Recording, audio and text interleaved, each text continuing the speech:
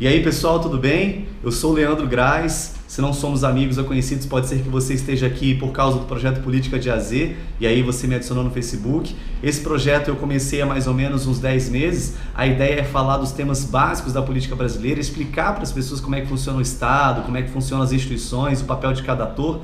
Lá no projeto Política de AZ nós já temos quase 2.000 seguidores. Convido você, se ainda não conhece, ir lá visitar a página, curti-la e acompanhar os nossos vídeos. Bom, hoje eu começo outro projeto, paralelamente ao Política de AZ, só que com um objetivo um pouco diferente. Aqui, eu ainda não sei como é que eu vou chamar essa série, eu estou começando agora, mas a ideia é me posicionar e explicar um pouco da minha perspectiva sobre os grandes acontecimentos da vida política de Brasília, da vida política brasileira, não só da vida política em si, mas também de questões sociais, de aspectos aí que tocam a minha e a sua existência e tocam o nosso cotidiano. Muito bem, eu gostaria de começar hoje falando com vocês sobre uma questão muito importante que vem aí conturbando, mexendo com o cenário brasileiro. É a crise institucional. Você, nos últimos dias, deve ter acompanhado a queda do avião do ministro Teori Zavascki, do STF. Ainda não sabemos as causas desse acidente e também se foi proposital ou não. Espero que as investigações sigam adiante e possamos ser esclarecidos. Mas a questão é a seguinte: o que acontece no Brasil? As instituições políticas, as instituições do Poder Judiciário, do Poder Legislativo e do Executivo, teoricamente eram para ser independentes, certo? Como lá previa aquele francês chamado Montesquieu, as instituições dos três poderes devem ser independentes e harmônicas, fiscalizando-se mutuamente, criando um sistema de freios e contrapesos.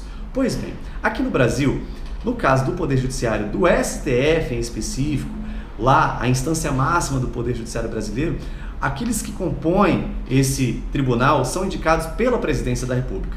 Pois bem, o ministro Teori Zavascki, ele estava encarregado pela Operação Lava Jato lá no STF. Recentemente ele iria homologar, estava prestes a homologar as delações dos executivos da Odebrecht.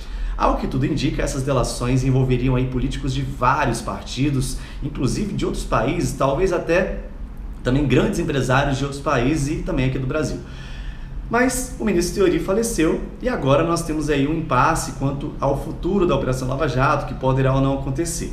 Mas vejam só que curioso, o substituto do ministro Teori será indicado por Michel Temer, presidente da República, citado mais de 40 vezes na Operação Lava Jato. E será sabatinado no Senado. Lá no Senado nós temos 81 senadores, desses 81, 13 estão sendo investigados na Operação Lava Jato, inclusive o presidente Renan Calheiros. Vejam que curioso. Por que isso tem a ver, o que isso tem a ver com a crise institucional? Como é que vai ser essa indicação? A que ponto que as instituições prezarão pelas suas funções constitucionais, pelo seu papel constitucional? As coisas aqui são um pouco confusas. Então nós não temos aí uma garantia de que haverá lisura, de que haverá um princípio ético orientando essas indicações, orientando todo esse processo. Olha só que curioso, por exemplo.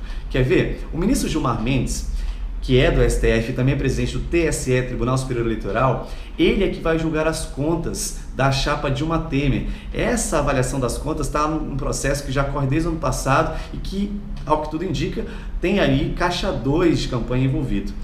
E esse ministro, Gilmar Mendes, ele é muito amigo do Michel Temer, são amigos de muito tempo. Inclusive, o ministro Gilmar Mendes estava lá na casa do Michel Temer nesse final de semana conversando sobre a crise política, a questão do STF. Não sabemos exatamente o que eles falaram, mas vejam só que problemático. Esse ministro Gilmar Mendes é que vai julgar as contas de Michel Temer lá no TSE. Se isso tivesse acontecido no ano passado, julgado e aí detectado que houve de fato caixa 2, nós teríamos ainda eleições diretas em 2016, mas não foi o que aconteceu. O processo está se arrastando. Então vejam só que curioso, né? Vai que, inclusive, o processo da Lava Jato cai na mão do Gilmar Mendes, que vai investigar o Michel Temer, que vai investigar senadores importantes da República.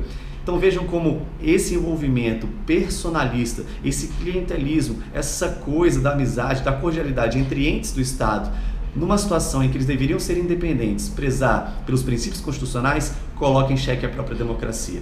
E eu gostaria de fazer você pensar um pouco sobre isso, porque nesse momento nós estamos numa situação muito difícil, a situação é muito crítica. O que está em jogo não é necessariamente o partido A ou o partido B, ou as nossas visões políticas, o que está em jogo é a democracia brasileira.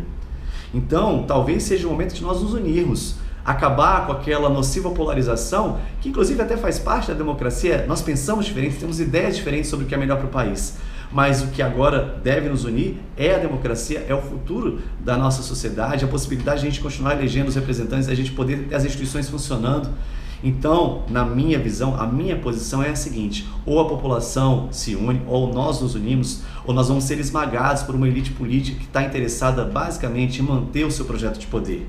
Então, é hora de usar as redes, ir para as ruas, se organizar. Nós precisamos urgentemente criar mecanismos de controle, fiscalização e pressão para que as instituições não percam seu papel, para que elas cumpram a Constituição e assim nós possamos ter um equilíbrio dentro dessa república e que os nossos direitos parem de ser violados. Nós estamos num caminho, num rumo de retrocessos aí em relação ao que foi conquistado pela Constituição e, principalmente, para que a Operação Lava Jato também siga adiante, para que os corruptos, para que aqueles envolvidos com situações ilegais sejam presos e punidos, tá certo? Então é isso, fica aqui o meu recado para que a gente possa se mobilizar, é hora da gente se organizar e aí daqui uns dias eu volto a falar com vocês, quem sabe novamente sobre esse tema ou outro tema. Então muito obrigado pela atenção, fiquem à vontade para compartilhar o vídeo, divulgar nas suas redes e mostrar para as pessoas que vocês acham que devam ouvir sobre esse assunto e pensar sobre ele, tá bom? Muito obrigado, esse é o primeiro vídeo, em breve tem mais. Um abraço!